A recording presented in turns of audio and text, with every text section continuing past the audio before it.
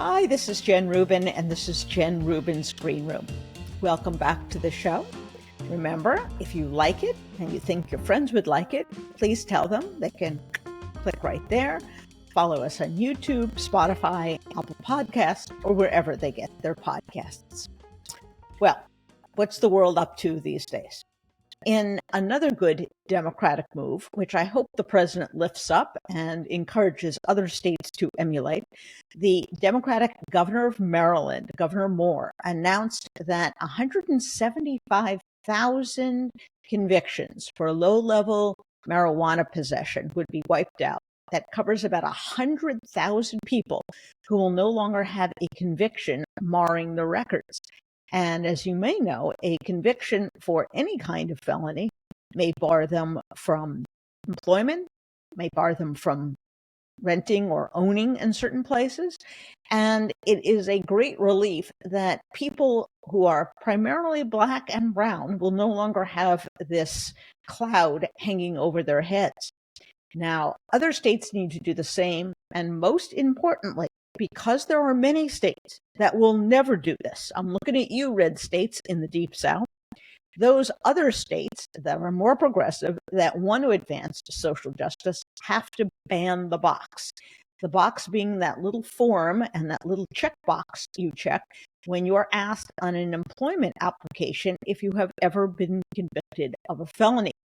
Well, I can understand that you would want to be required to reveal a violent felony or even a financial penalty and felony if you are applying for example, a job at a bank. But for low-level marijuana use, why should anyone be denied work because of that? So ban the box, extend a pardon to those people who have been convicted. It is a huge step forward for social justice.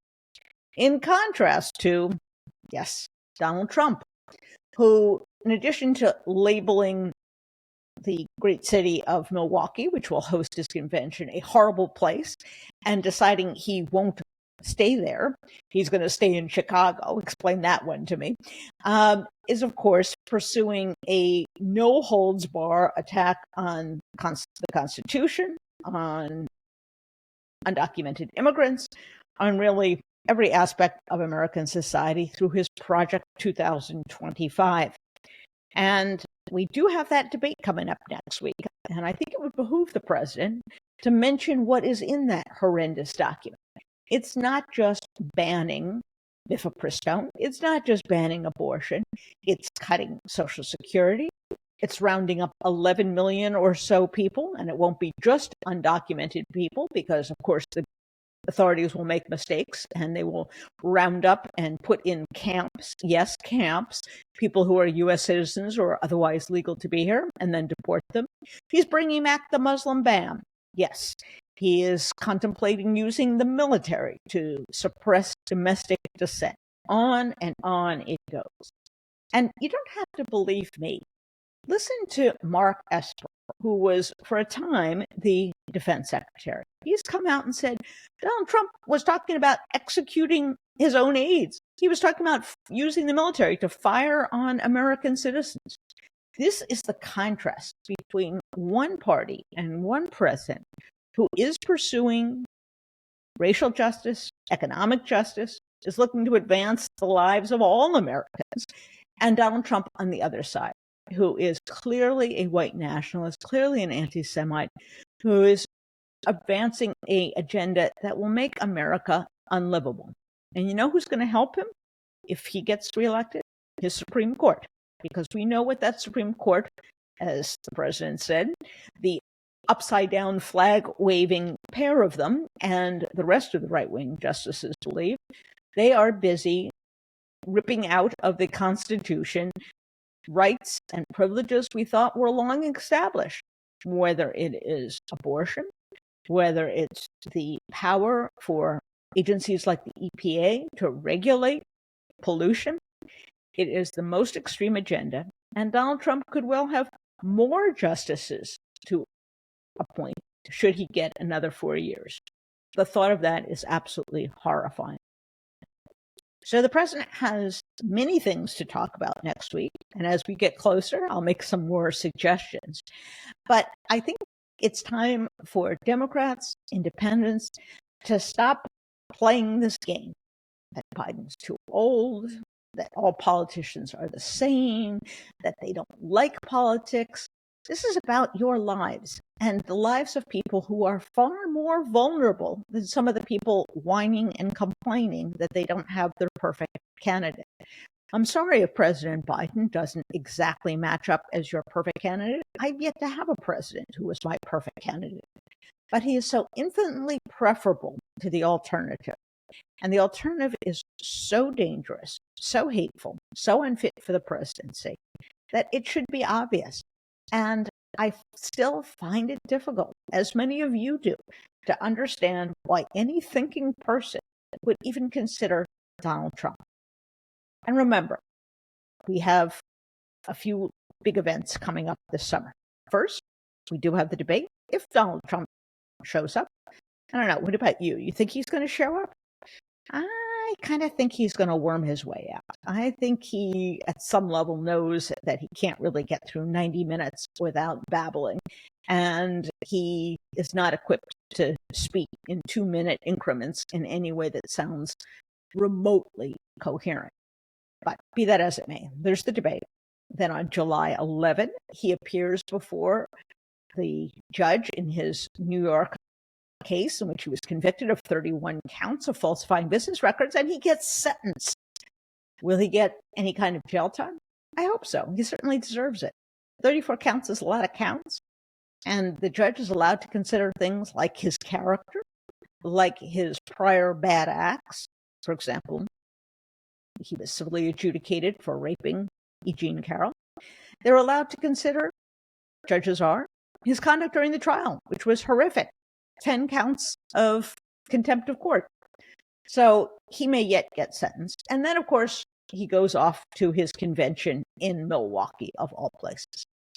I fear that that's going to most closely resemble nothing more than a Nazi rally. These people are virulently anti-immigrant, anti-Black, anti-women, for that matter. And you're going to see the same psychotic cult worship that you see in those grainy images from Europe in the 1930s. That's what this guy is about, and that's who his followers are. So I hope Americans get a good look at what their alternatives are this summer. Later in the summer, in August, we're going to see President Biden and Vice President Harris, and they're going to present a coherent, popular platform. And they're going to present themselves as coherent, empathetic, sane individuals. And I want to say a few words about Vice President Harris, who has gotten a really bad rap, early mostly, in her vice presidency. And the press has then decided she's not worth following, or it's not worthwhile to revisit her record, and has kind of blown her off at this point. I want to say I attended an event at the White House on Monday. It was actually at the Executive Office Building, which was a new initiative by the administration on violence against women, using rape, for example, in wartime. That has been a tactic as old as history itself, and it is rampant not only, as we have seen, in Israel and inflicted on the hostages in Gaza, but really around the globe. Sudan, Haiti, Ukraine. The vice president spoke passionately about this and introduced a group of survivors who have undergone the ordeal of sexual violence. And she was quite impassioned, quite articulate on the issue. And this is really very much in keeping with, I think, her newfound confidence and her ability to articulate, in particular, issues having to do with women and social and racial justice. She has been an outspoken critic of the Supreme Court, and we are coming up on the 2-year anniversary of the infamous Dobbs decision. You're going to see her appearing at many events. And I think if you watch her, if you spend some time not remembering what you read maybe a year or two ago, but actually watching her and listening to her, you'll come away quite impressed. And I think the coverage is long overdue for some revisionism, although the press is not known for rethinking its biases and preconceptions. So there you have it. We have a dangerous world. We have a dangerous movement in this country that is akin to right-wing movements in Europe that are threatening destabilization. And I hope that voters here, just like the voters in the UK, who are going to deal the Conservative Party there a thrashing, will come to their senses and understand that, at least in America, we really don't have a conservative movement. We have a center-left political party, and we have a fascist party. And that should be the easiest decision that anyone has to make this November. So thank you for listening, and we'll see you next time. Bye-bye.